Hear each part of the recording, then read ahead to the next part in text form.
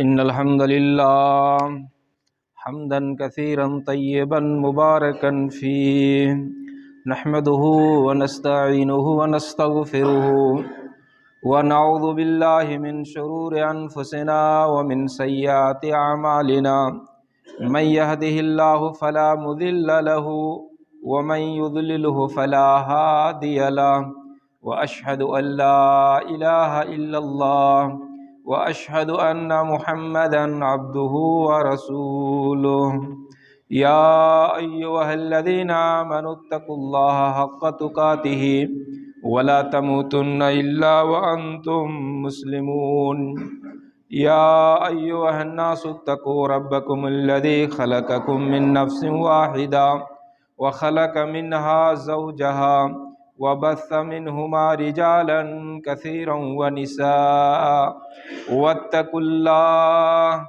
الذي تساءلون به والأرحام إن الله كان عليكم رقيبا يا أيها الذين آمنوا اتقوا الله وقولوا قولا سديدا يصلح لكم أعمالكم ويغفر لكم ذنوبكم ومن يطع الله ورسوله فقد فاز فوزا عظيما أما بعد فإن خير الحديث كتاب الله وخير الهدي هدي محمد صلى الله عليه وسلم وشر الأمور محدثاتها وكل محدثة بدعة وكل بدعة ضلالة وكل ضلالة في النار فقد أرشد الباري في معظم تنزيله بعد أن أعوذ بالله من الشيطان الرجيم بسم الله الرحمن الرحيم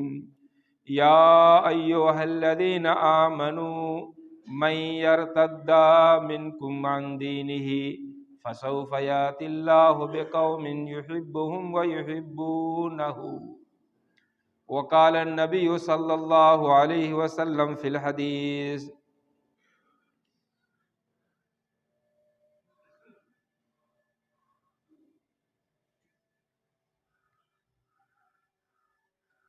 من استغفر للمؤمنين والمؤمنات كتب الله له بكل مؤمن ومؤمنة حسنة المعجم الطبرانی۔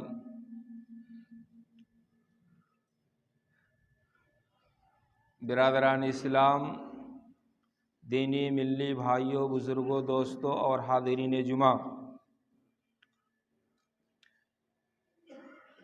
سوشل میڈیا میں آپ سن رہے ہیں اس وقت بہت زور شور سے کہ ایک مسلمان اپنا دین چھوڑ کر دوسرے کا مذہب اختیار کر لیتا ہے، اور وہ بھی ایسا شخص جو شیعوں کا 10 سال تک وقف بورڈ کا چیئرمین رہا۔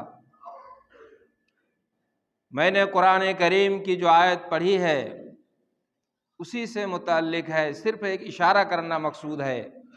میرے مسلم بھائیوں، یہ بہت بڑی دولت آپ کو مل گئی ہے کہ آپ ایمان پر قائم ہیں۔ کتاب اللہ یعنی قرآن کریم، سنت یعنی رسول اللہ صلی اللہ علیہ وسلم کی احادیث آپ سن رہے ہیں اور اس پر عمل پیرا ہیں۔ محترم حضرات، ساری دنیا، پورے کائنات کے انسان حضرت آدم سے لے کر آج تک جتنی بھی نسلیں ہیں، یہ سب کے سب اگر اللہ کے دین سے پھر جائے تو اللہ رب العالمین کی سلطنت میں ذرہ برابر کوئی حرج واقع نہیں ہوگا۔ اسی طریقے سے ساری کائنات کی انسانیت سب کے سب ایک مومن، پارسا، متقی، اللہ کا ولی بن جائے تو اللہ کی سلطنت اور اللہ کی بادشاہت میں کوئی بڑھوتری، کوئی اضافہ، کوئی زیادتی، یعنی کوئی عزت و شرف کا کام اللہ کے لیے نہیں ہے۔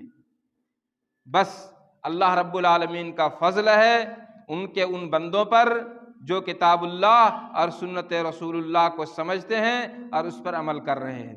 اللہ رب العالمین نے قرآن کریم سورہ مائدہ کی 54 نمبر آیت میں کہا، یا ایھا الذین آمنوا من یرتد منکم عن دینہ، اے ایمان والو سنو، اگر تم میں سے کوئی اپنے دین سے پھر جاتا ہے، اللہ کے دین سے ہٹ جاتا ہے، قرآن اور حدیث کے جادہ راہ سے الگ ہو جاتا ہے، مرتد ہو جاتا ہے، تو فسوف یأتی اللہ بقوم، ساری کی ساری کائنات اگر اس طرح ہو جائے اللہ کو پرواہ نہیں، اللہ تعالیٰ ایک ایسی قوم آباد کرے گا، یحبہم، جسے اللہ تعالیٰ محبت کرے گا، وَيُحِبُّونَهُمْ، اور وہ بھی اللہ تعالیٰ سے محبت کرے گی۔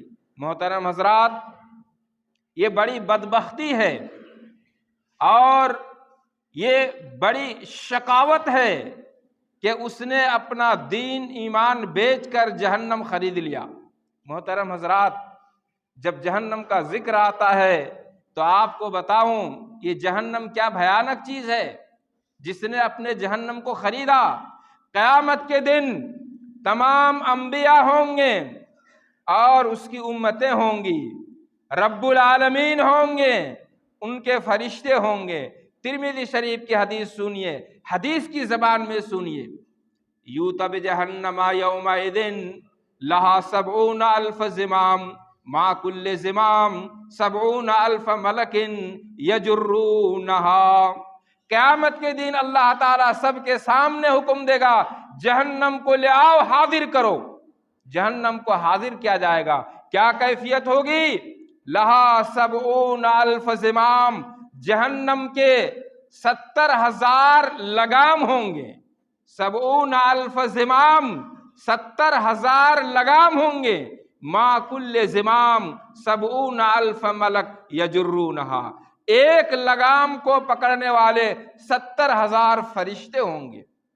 تصور کیجئے، جہنم کے بھیانک کو سوچئے، کتنا سنگین ہوگا، کس قدر بھیانک ہے جہنم۔ 70,000 لگام ہوں گے اور ایک لگام کو پکڑنے والے 70,000 فرشتے ہوں گے، جہنم کو لایا جائے گا۔ کتنا ڈرونا، کتنا بھیانک، کتنا سنگین حال ہوگا، تھوڑا سا غور کیجئے۔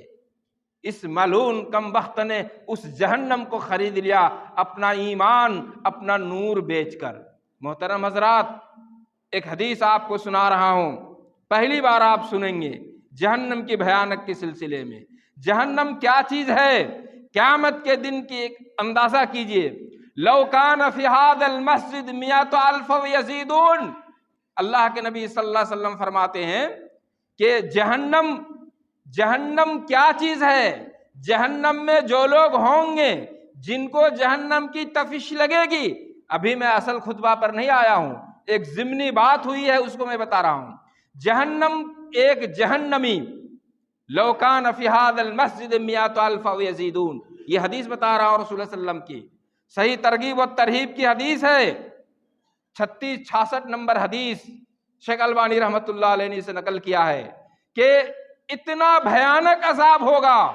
مثال کے طور پر اللہ کے نبی کہہ رہے ہیں، لو کان فی ھذا المسجد 100,000 او یزیدون، مثال کے طور پر اس مسجد میں 1,00,000 لوگ ہیں، 1,00,000 مصلی ہیں۔ میری بات کو سنیے، اللہ کے نبی صلی اللہ علیہ وسلم مثال سے سمجھا رہے ہیں، مثال کے طور پر اس مسجد میں 1,00,000 لوگ ہیں، 1,00,000 مصلی ہیں، ایک جہنمی ہے، ایک جہنمی ہے۔ اگر یہ جہنمی سانس لے رہا، یتنفس، سانس لیتا ہے، سانس، اس کی سانس سے جو ہوا نکلتی ہے، لَحْتَرَقَ فَأَصَابَهُمْ نَفْسُهُ لَحْتَرَقَ، اس جہنمی کی سانس جو نکلتی ہے، اس سانس سے پورے 1,00,000 لوگ برباد ہو جائیں گے اور وہ جگہ بھی تہس نہس ہو جائے گی۔ اللہ اکبر، غور کیجئے، جہنم کیا چیز ہے؟ 1,00,000 لوگ ہیں، ایک جہنمی ہے ان میں، اور وہ جہنمی چونکہ جہنمی ہے، آگ میں جلنے والا ہے، اور وہ آگ اتنا سنگین ہے، اتنا خطرناک ہے، جس آگ نے اس کو جلایا ہے، تپایا ہے، گرم کیا ہے، اس آدمی کی سانس سے جو ہوا نکلتی ہے وہ ہوا اتنا خطرناک ہے کہ لاکھوں کے لاکھوں انسان جل کے خاکستر اور راکھ ہو جائیں گے۔ اللہ اکبر! اس ملعون نے، اس کمینہ نے اپنا ایمان بیچ کر، اپنا نور بیچ کر اس جہنم کو خریدا۔ ہم اللہ تعالیٰ سے دعا کر رہے ہیں، اللہ رب العالمین ہمیں اس جہنم سے بچا، ہمارے مسلم بھائیوں کو بچا۔ محترم حضرات، ہم میں سے بہت سارے لوگ آئے ہیں، کتنوں نے فجر کی نماز پڑھی ہے، کتنوں نے فجر کی نماز نہیں پڑھی ہے۔ میں آپ کو ایک مثال سے سمجھا رہا ہوں، غور کیجئے گا۔ جس نے فجر کی نماز نہیں پڑھی ہے اس کی مثال ایسی ہے جس طرح آپ کی سواری ہے، جس طرح آپ کی سواری ہے، آپ اپنے سواری پر چڑھ کر جہاں چاہیں چل کے جا سکتے ہیں، لیکن اگر آپ نے فجر کی نماز نہیں پڑھی ہے، آپ کا دن شروع ہو چکا ہے، تو گویا آپ کی سواری کا سر کٹ گیا ہے۔ جس سواری کا سر کٹ جائے وہ سواری چلنے کے لائق ہوتا ہے، جس سواری کا سر کٹ جائے وہ سواری مردہ ہو جاتا ہے، چلنے کے لائق نہیں رہتا ہے۔ یہی مثال ہے اس شخص کی جس نے فجر کی نماز نہیں پڑھی اور اس کا دن شروع ہو گیا۔ میرے مسلم بھائیوں، میں آپ کی زندگی کی اصلاح کی کوشش کر رہا ہوں اور آپ سے گزارش کر رہا ہوں، آئندہ کل جب آپ کا دن شروع ہوگا تو ایسا نہ ہو کہ آپ وہ کٹی ہوئی سواری کی طرح ہو جائیں جو مردہ اور سرد لاش ہوتی ہے۔ آپ اس سواری کی طرح رہیں جس کا سر زندہ ہوتا ہے، اور جب زندہ ہوتا ہے تو جس طرح چاہیں آپ جا سکتے ہیں، منزل مقصود تک پہنچ سکتے ہیں۔ یہی حال ہے فجر کی نماز کی۔ اگر آپ نے فجر کی نماز پڑھا اور آپ کا دن شروع ہوا تو پھر آنے والی تمام عبادات اور آپ کا دن کامیاب ہوگا، ورنہ آپ کا دن وہ کٹی ہوئی لاش اس سواری کی طرح ہوگا، برباد ہوگا۔ میرے مسلم بھائیوں، اہتمام کیجئے فجر کی نماز کا۔ اور قرآن کریم کی بھاشا میں یا ایھا الذین آمنوا قوا انفسکم واہلیکم نارا، یہ چھوٹی سی آیت ہے، بہت ہی اہم چیزیں اللہ رب العالمین نے بتایا۔ اپنے گھر کو کنٹرول کیجئے ایمان والو، خود جہنم کی آگ سے بچیے اور اپنے گھر والوں کو بچائیے۔ میں آپ سے پوچھنا چاہتا ہوں، بہت سارے لوگوں نے تو فجر کی نماز پڑھا، میرے بہت سارے بھائی ہیں جنہوں نے خود پڑھا، انہوں نے اپنی فیملی کو جگایا نہیں۔ اللہ تعالیٰ کیا کہہ رہا ہے؟ قوا انفسکم، آپ بچو، آپ نماز پڑھو، اور قوا انفسکم واہلیکم، پھر آپ اپنے فیملی کو، آپ اپنے گھر والے کو اللہ کے آگ سے بچاؤ۔ کتنے مصلی ہیں جو ایسا کر رہے ہیں؟ کتنے حاجی غازی ہیں خود تو نماز پڑھ لیتے ہیں لیکن اپنے بال بچوں پر وہ کنٹرول پاور کھو چکے ہیں اور ان کو حکم نہیں دے سکتے۔ میرا اپنا واقعہ ہے، میرے مسلم بھائیو سنو، میرا اپنا واقعہ ہے، گزشتہ 3 دن پہلے کا واقعہ۔ میں نے ظہر کی نماز پڑھی مدرسے کی مسجد میں، اکیلا تھا، 1 رکعت چھوٹی، میرا چھوٹا لڑکا آیا، پھر نماز پڑھ کے جب واپس آ رہا تو اوپر سے آواز آ رہی تھی بڑے لڑکے کی، جامعہ اسلامیہ مدینہ یونیورسٹی کا اسکالر۔ میں گھر میں گھستے ہی میں نے اعلان کیا کہ اس کو بلاؤ، ڈر سے آیا نہیں۔ شام کو عشاء کے بعد، کھانا کھانے کے بعد، میں نے اس کے بیوی کو کہا کل سے تمہارا کھانا ہمارے ساتھ بنے گا نہیں، اس لیے کہ ایک وقت ظہر کی نماز میں ہم نے ان کو دیکھا نہیں۔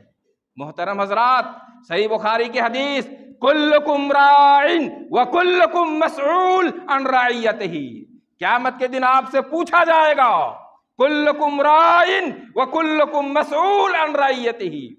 آپ نماز پڑھ لیے لیکن آپ کا بیٹا سو رہا ہے، آپ نے اس کو جگایا نہیں۔ آپ نے نماز پڑھ لی، آپ کی بیوی سو رہی ہے، آپ نے اس کو جگایا نہیں، آپ بھی جہنم میں جائیں گے، آپ کے بیٹے اور بیبیاں بھی جہنم میں جائیں گی۔ قرآن کہہ رہا ہے یا ایھا الذین آمنوا قوا انفسکم واہلیکم نارا، ایمان والو خود بچو اور اپنے بیٹا بیوی کو جہنم کی آگ سے بچاؤ۔ میرے مسلم بھائیوں، کیا آپ ایسا کرتے ہیں؟ کیا آپ ایسا کرتے ہیں؟ آپ کی زندگی کا مدار کیا ہے؟ آپ کس روش پر چل رہے ہیں؟ آپ کس ڈگر پر چل رہے ہیں؟ ابھی موسم ہے، یہ موسم چل رہا ہے جلسہ کا، رات رات بھر جلسہ ہو رہا ہے، ڈرامہ ہو رہا ہے، عیاشی ہو رہی ہے، کیا کچھ نہیں ہو رہا ہے۔ میرے مسلم بھائیوں، قیامت کے دن مجھ سے پوچھا جائے گا اور آپ سے بھی پوچھا جائے گا۔ آپ سے میں گزارش کرتا ہوں آپ خود نماز پڑھیے، اپنے بیٹا بیٹی بہو بیوی کو نمازی بنائیے، یہ قرآن کہہ رہا ہے۔ اور پھر اس وقت کو یاد کیجئے جو میں نے ابھی 2 حدیث سنائی، جہنم کو لایا جائے گا اور سرد لاش سڑی گلی مٹی میں دفنا دیا جائے گا۔ میرے محترم بھائیوں، 2:30 بجے رات میں قبرستان کی طرف زیارت کر کے دعا کر کے آیا، اللہم اغفر لحینا و میتنا، اور تھوڑا سا سمجھو اس وقت کو جس وقت 3 سفید کپڑوں میں لپیٹ کر 3 جگہ گرہ لگا دیا جائے گا، تمہاری طاقت کیا ہوگی، تمہاری قوت کیا ہوگی؟ ٹس سے مس نہیں، جب تک لوگ تمہیں نہ اٹھائیں پڑے رہیں گے۔ اس وقت کو یاد کیجئے۔ میرے مسلم بھائیوں، مسجدیں ویران ہو رہی ہیں۔ علامہ اقبال نے کہا تھا، شاعر مشرق، مسجد تو بنا دی شب بھر میں ایمان کی حرارت نے، مسجد تو بنا دی شب بھر میں ایمان کی حرارت نے، من اپنا پرانا پاپی برسوں نمازی بن نہ سکا۔ ایمان کی گرمی آئی، راتوں رات مسجد کھڑی ہو گئی، لیکن دل جو ناپاک، دل جو گنہگار، اب تک نمازی بن نہ سکا۔ یہ شاعر مشرق علامہ اقبال کہہ رہے ہیں۔ میرے بھائیوں، بزرگوں اور دوستوں، آپ سے میری گزارش ہے کہ آپ نمازی بنیے۔ اب جب مکمل نمازی بن جائیں گے، ایک نمازی کی ذات سے، ایک نمازی کے وجود سے گناہ کا امکان نہیں، گناہ سرزد ہونا ممکن نہیں۔ اس لیے کہ قرآن کہہ رہا ہے، ان الصلاۃ تنہی عن الفحشاء والمنکر، نماز بے حیائی اور بری باتوں سے روکتی ہے۔ جب آپ نمازی ہوں گے، آپ کے اندر بے حیائی نہیں آئے گی، آپ کے اندر گندی باتیں نہیں آئیں گی، سراپا مجسم اور پاکیزگی کی مجسمہ بن جائیں گے۔ آپ سے میری گزارش ہے، دین کو سمجھیے، قرآن کو سمجھیے، محمد الرسول اللہ کی حدیثوں کو سمجھیے۔ ہر خطبے میں تقریباً 5 سے 12 حدیثیں بیان ہوتی ہے آپ کے سامنے، ہر خطبے میں تقریباً 5 سے 12 حدیثیں بیان ہوتی ہیں، اور صحیح حدیثیں بخاری اور مسلم کی حدیثیں بیان ہوتی ہے۔ کاش کہ آپ ان باتوں پر عمل کر لیتے، کسی جلسے کی ضرورت نہیں اور کسی چینل کی ضرورت نہیں پڑتی۔ لیکن افسوس، ہم کانوں سے سنتے ہیں، آنکھوں سے دیکھتے ہیں، لیکن اصل چیز جو یہاں موجود ہے، قلب، دل، اس کے ذریعے سے ہم عمل نہیں کرتے۔ میں نے آپ کو بتایا تھا 2-3 مہینہ پہلے، محمد الرسول اللہ صلی اللہ علیہ وسلم کے دل کو 3 مرتبہ چیر کر نکال کر زمزم کے پانی سے دھویا گیا نبی بنانے سے پہلے۔ محمد الرسول اللہ صلی اللہ علیہ وسلم کے دل کو چیر کر 3 مرتبہ زمزم کے پانی سے دھویا گیا۔ لیکن ہمارے اور آپ کے دل کو ایسا نہیں کیا جائے گا، دل کو ہمارے اور آپ کو ایسا نہیں کیا جائے گا۔ اس کو پاک اور صاف کرنے کے لیے ہم نے کچھ ترکیب بتائی تھی، ہم نے 3 دعائیں بتائی تھی، ان دعاؤں کا سہارا لیجیے۔ محترم حضرات، میرے خطبہ کا یہ موضوع نہیں تھا، لیکن باتوں میں بات آ گئی تو میں نے آپ کو بتایا۔ عمل کم، ثواب زیادہ۔ میرے مسلم بھائیوں سنیے، رب کے بخشش کے لیے کچھ بہانہ چاہیے۔ ایسا عمل بتا رہا ہوں کہ عمل کم، کام کم کرنا ہوگا، ثواب بہت زیادہ ہوگا۔ اور یہ حدیث امام طبرانی نے معجم کبیر کے اندر اس کو نقل کیا، امام طبرانی نے معجم کبیر کے اندر اس کو نقل کیا۔ عبادہ بن صامت رضی اللہ تعالیٰ عنہ، عبادہ بن صامت رضی اللہ تعالیٰ عنہ بیان کرتے ہیں، من استغفر للمؤمنین والمؤمنات والمسلمین والمسلمات کتب اللہ لہ بکل مؤمن ومؤمنۃ حسنہ۔ کام چھوٹا ہے، اجر بہت بڑا ہے۔ کام چھوٹا ہے، اجر ثواب بہت بڑا ہے، اس کو کیجئے۔ نماز، روزہ، حج، زکوٰۃ یہ تو فرائض ہیں، اس کے علاوہ بھی بہت سارے اعمال ہیں جو کم ہیں لیکن ثواب زیادہ۔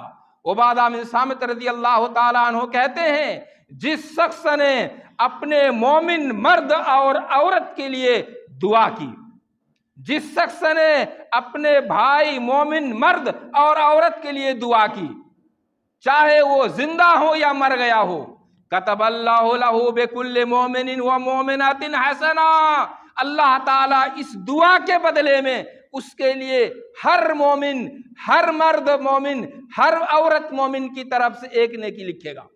اب تصور کیجئے کتنے مومن ہیں دنیا میں، کتنے جو قبر کے اندر چلے گئے، سب کی طرف سے اگر ایک ایک نیکی ہمارے کھاتا میں آ جائے کتنا ہوگا؟ انبار لگ جائے گا، لا تعد ولا تحصا، شمار نہیں کر سکتے ہیں۔